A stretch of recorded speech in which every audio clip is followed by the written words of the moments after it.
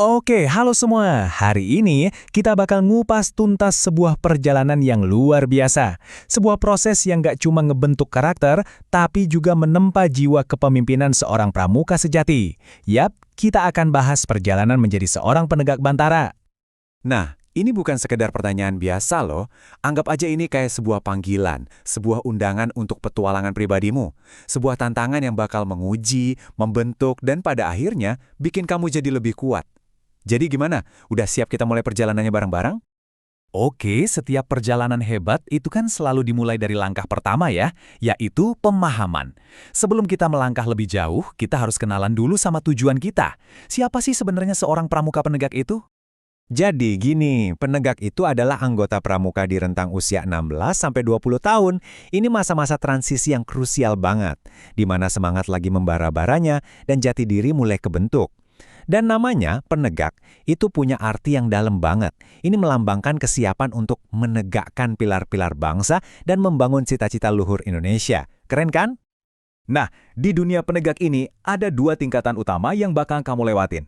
Perjalanan kita semua dimulai dari level bantara. Anggap aja ini fondasinya. Langkah pertama yang paling penting sebelum kamu siap buat naik level selanjutnya, yaitu laksana. Setiap petualangan hebat butuh peta yang bisa diandelin kan, biar nggak tersesat. Nah, dalam misi buat jadi bantara, peta kamu itu adalah SKU alias Syarat Kecakapan Umum. Inilah buku panduan yang bakal menuntun setiap langkahmu sampai ke tujuan. Tapi jangan salah, SKU ini bukan sekedar daftar tugas atau checklist ya.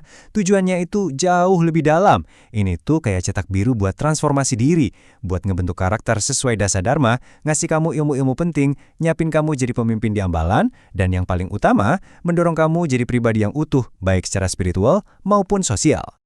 Dan ini dia filosofi inti di balik setiap ujiannya. Poin yang paling krusial, pengujian SKU itu bukan ujian hafalan, sama sekali bukan. Tujuannya adalah buat mastiin kamu itu benar-benar bisa mengamalkan ilmunya di kehidupan sehari-hari.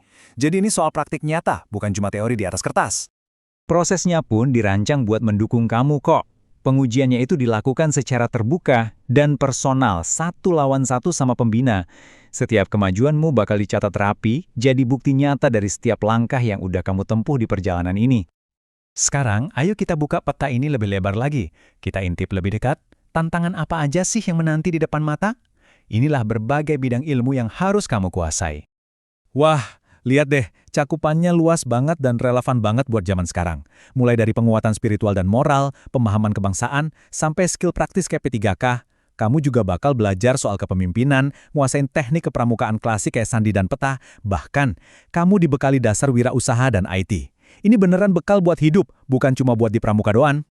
Setelah berhasil menaklukkan semua tantangan di SKU, akhirnya kamu bakal tiba di puncak pendakian, momen pelantikan.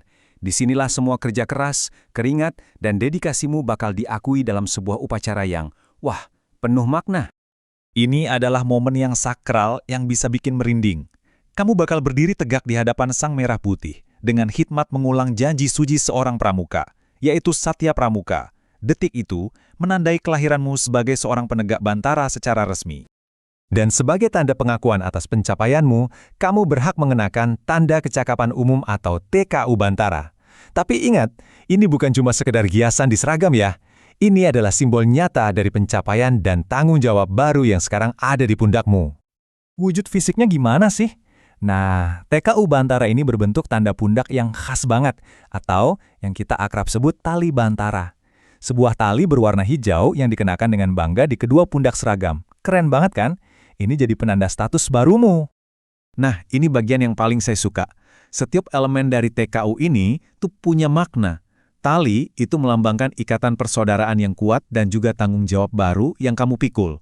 Sementara warna hijaunya itu melambangkan kesuburan, pertumbuhan, dan semangat jiwa muda kamu yang lagi berkembang pesat. Dalam banget. Tapi, meraih tanda bantara itu bukanlah garis finish. Justru sebaliknya, ini adalah garis start. Sebuah awal dari babak baru dalam kehidupan kepramukaanmu, lengkap dengan peran dan tanggung jawab yang jauh lebih besar.